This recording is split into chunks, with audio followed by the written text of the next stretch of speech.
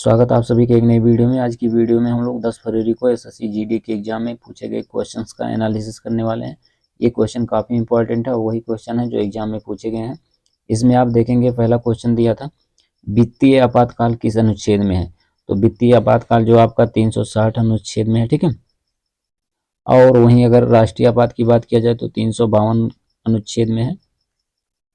उसके बाद जो है राज्यों में राष्ट्रपति शासन जो लगता है उसकी बात किया जाए तो वो है अनुच्छेद 356 में, ठीक है। उसके बाद फिर उसी तरह से अगला क्वेश्चन देखेंगे, दिया फायदोमीटर का उपयोग कहाँ पर होता है, ठीक है। तो फायदोमीटर का उपयोग जो है समुद्र की गहराई मापने में किया जाता है, ठीक है। यानी कि समुद्र की गहराई मापने में फायदोमीटर का प्रयोग किया जाता है। उसके बाद फिर इसी तरह से आप तीसरा क्वेश्चन देखेंगे, दिया है टार्टरिक अम्ल जो है किस चीज में पाया जाता है, ठीक है। तो ये जो आपका अंगूर में पाया जाता है और सेब में भी पाया जाता है, ठीक है।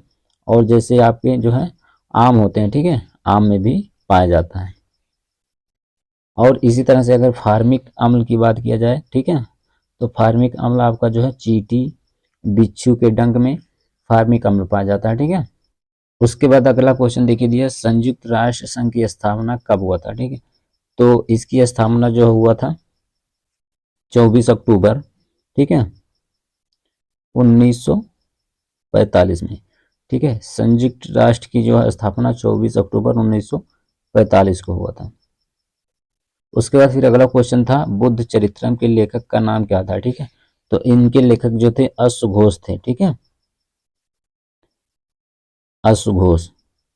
उसके बाद फिर अगला क्वेश्चन देखिए, दिया भारत का प्रथम गवर्नर जनरल कौन था, ठीक है। भारत का प्रथम गवर्नर जनरल, ठीक है, इस बात को ध्यान रखिएगा, भारत का प्रथम गवर्नर जनरल तो ये था जो है लॉर्ड विलियम बेंटिक, ठीक है, लॉर्ड विलियम बेंटिक, ठीक है। लॉर्ड विलियम बेंटिक जो है भारत का प्रथम गवर्नर जनरल था, ठीक है। वहीं अगर बात किया जाए स्वतंत्र भारत का जो है प्रथम गवर्नर जनरल कौन था, तो वे थे जो है लॉर्ड माउंटबेटन, ठीक है। तो आप दोनों में जो है अंतर जरूर जान लीजिए कि भारत का प्रथम गवर्नर जनरल था और माउंटबेटन जो है ये स्वतंत्र भारत के जो है प्रथम गवर्नर जनरल थे, ठीक है। उसके बाद फिर अगला क्वेश्चन अगर आप देखेंगे तो इस तरह से था, कथन दिया था सिपाही अपने देश की सेवा करते हैं, ठीक है, कथन है ये आपका। और दूसरा कथन दिया था छात्र सिपाही नहीं है, ठीक है। इसी के आधार पे जो दो कथन दिया है उसी के आधार पे आपका निष्कर्ष दिया था, पहला छात्र अपने देश की सेवा नहीं करते हैं, ठीक है।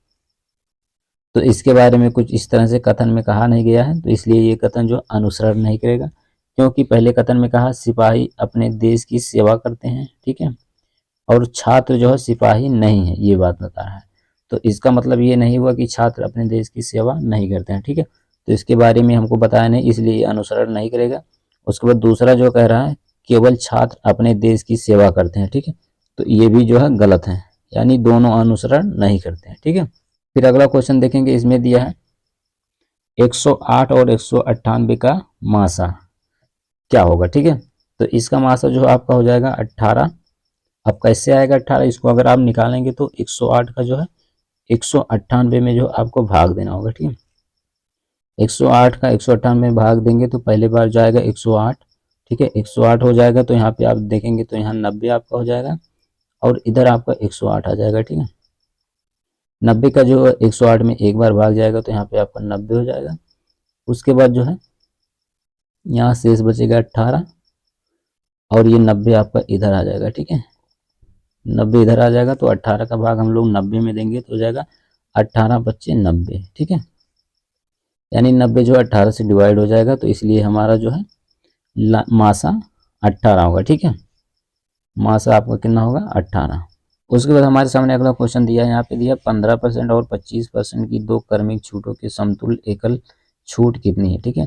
तो ऐसे क्वेश्चन को सॉल्व करने के लिए सबसे पहले आप एक फार्मूला का जो है प्रयोग करिए, a प्लस बी, ठीक है, माइनस ए बी बटे 100। अब ए की जगह पे आपको 15 रख लेना है, बी की जगह पे 25, उसके बाद माइनस कर देना है 15 गुणे 25 और बटे में 100, ठीक है। अब इसको अगर सॉल्व करेंगे तो आप 15 और 25 हो जाएगा आपका 40, ठीक है। बीच में माइनस माइनस लगा दिया, और 15 गुणे 25 करेंगे, उसके बाद 100 से आप जो है उसको डिवाइड करेंगे तो आपका आ जाएगा 3.75, ठीक है, 3.75 आ जाएगा। अब जो है 40 में से अगर इसको हम लोग निकालें 3.75 तो आ जाएगा आपका 36.25%, ठीक है। ये आपका जो है आंसर होगा।